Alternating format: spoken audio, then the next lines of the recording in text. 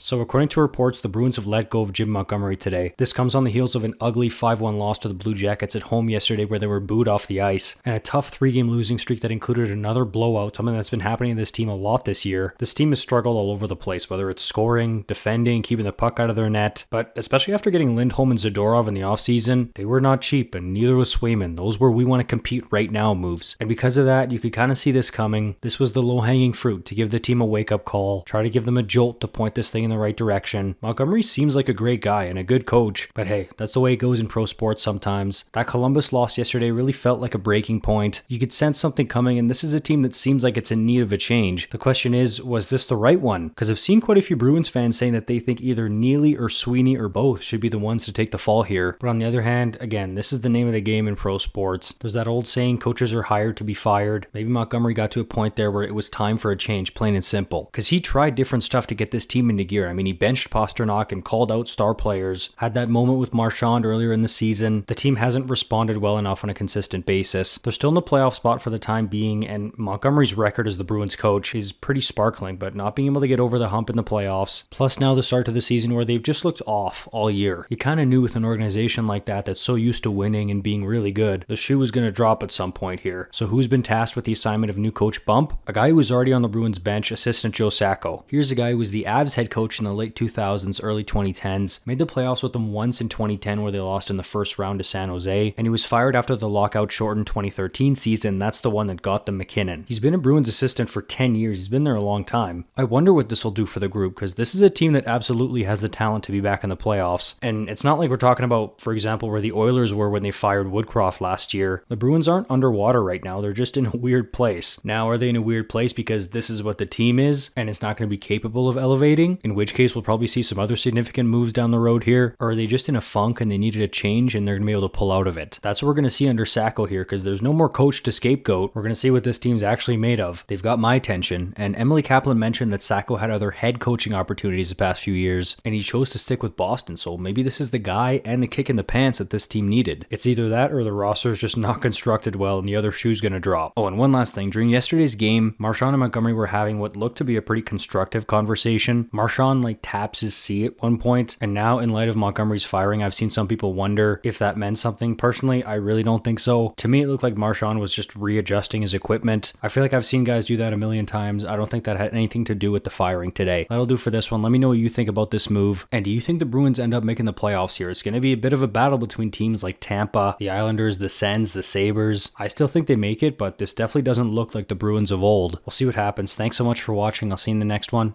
You're awesome.